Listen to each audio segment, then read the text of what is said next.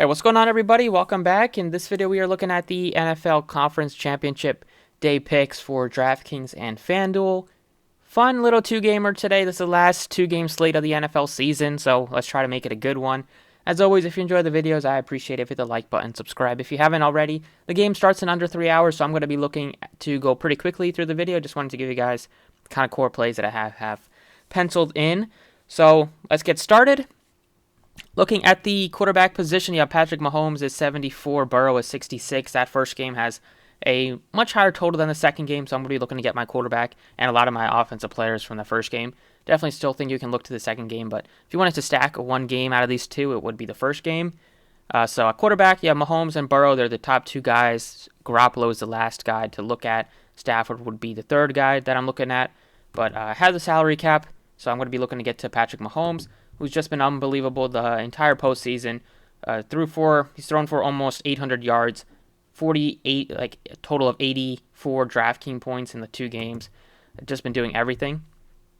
Running back, like Joe Mixon a lot at 68. There's only $900 more than Eli Mitchell. Mitchell doesn't get you a ton of receptions, and he also could lose some work to Debo, who got another 10-plus rushes last week. Whereas Joe Mixon, he's going to be looking at 20-plus touches.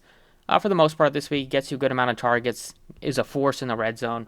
So I have Joe Mixon as my favorite running back. Second running back I'm looking at is going to be between like Akers, McKinnon, and Edwards-Helaire. Still like McKinnon in that range just because there's some risk with Akers, I guess, with the fumbling that he did last week. If he happens to fumble again this week and cost them some field position or cost them some points, I feel like he's going to get put on the bench. But he hasn't really had that issue in the past, going back years, so I hope it was more of a fluke thing. But I like McKinnon just getting you a lot of receptions in PPR sites like DraftKings. He can probably get you 5 to 7 receptions, and I would still expect him to get 5 to 10 carries on the ground. Wide receiver, you have a ton of wide receivers to choose from for it only being a two-game slate. Cooper Kupp, another great performance for him last week. Don't know what else to say. He led them to the win at the end with that big reception to set up the field goal. But you also have a lot of other guys that are way cheaper, like Debo is only $72, Tyreek Hill is only $7K. You can get to Jamar Chase $2,100 cheaper, and Chase has topped 100 yards both games. He also can get you like a couple of carries if they decide to go his way, and a big play threat. So especially in a game that should be a shootout type of performance, I'm looking to definitely get to Jamar Chase at only 67. And then to bring it back, I have Tyreek Hill at 7K. He should be looking at a lot of targets. In any type of shootout is where a guy like Tyreek Hill is going to be able to really go off. Some of these games before that where he only had 5 catches, 1 catch, 2 catches, he was dealing with an injury and he wasn't playing his full amount of snaps. But last week he was on the field like the whole game. This week he should be on the field like the whole game. Definitely going to be looking at a lot of reception and a lot of targets for Tyreek Hill in this game if it does go according to plan. So they're my two favorites in the mid-range. Debo would be behind those guys, and then in the value range, you can go with definitely T. Higgins at only 57. Another guy that gives you a lot of upside. He doesn't have as much touchdown upside as Jamar Chase, but he does give you upside to get you over 100 yards and is going to be looking at a lot of targets as well. 4K range, you have Boyd and Pringle look like good options. If you wanted to target the second game, you have Ayuk and Beckham. Probably like Beckham more than Ayuk, but both guys are playable. And then looking for a punt play, you could be like Van Jefferson at 39, or even be like Jennings at 32. Tight end wise, Kelsey looks amazing at 65. Great price tag for him. You can go Kittle in the mid-range, and I like both of these guys that are cheaper, Uzama and Higbee. Uzama has just been steady. He's outperformed a lot of the other tight ends in the last couple of games. He's on the field a ton, runs a good amount of routes, and Burrow has been looking his way. So I feel like you can definitely feel comfortable about putting in Uzama if you are looking to stack up this game, which is something I'm looking to do. And defense-wise, like these guys in the second game, the Rams would be my favorite. The 49ers would be the second favorite.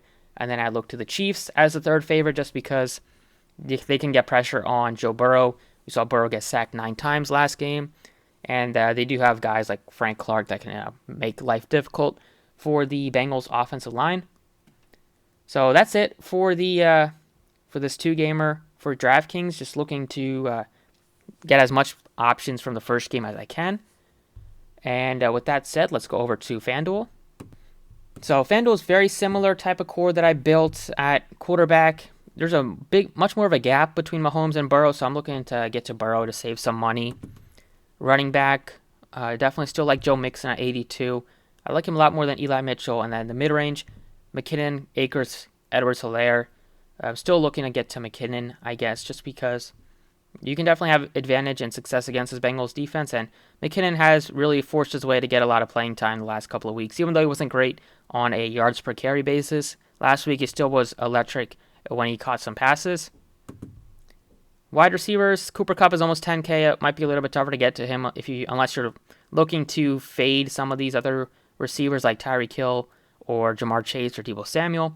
But I'm definitely wanting to get to at least one of these guys in the 8K range, and I have Tyreek Hill right now as my favorite at home going up against this poor Bengals defense. And then T. Higgins at only 64, you can save $1,600 from Jamar Chase. I feel like he also gives you a lot of upside. I like him more than Beckham and definitely more than like Pringle and Boyd and Ayuk. But if you did have to pick between the guys in the 5K range, I'd be looking at like Pringle and Boyd as my favorites. Ayuk would be in the mix, but like Hardman gives you upside as well. So I think Ayuk might be my least favorite out of that group. And then tight end wise, same type of deal. Do you have a good price tag on George Kittle if you wanted to play him, but still like Uzama just with how steady he is. He probably will get less ownership, a lot less ownership than Kittle. Kelsey, still a great option, but I feel like he might get less ownership than Kittle. I think everybody's going to be going George Kittle at 58. And then defense-wise, I plugged in the Rams defense just because I have the salary to do that. If I wanted to go with one of these cheaper defenses, it would be the Chiefs, just because I don't really want to play any defense against Mahomes, and the Chiefs have a lot more success and a lot more likelihood of getting to the quarterback with how bad the Bengals' offensive line is. But that's all for the video. Just wanted to come on here and make a quick little video for this NFL Sunday, the last real Sunday before the Super Bowl. So thank you for watching. Best of luck tonight, and I will see you all next time.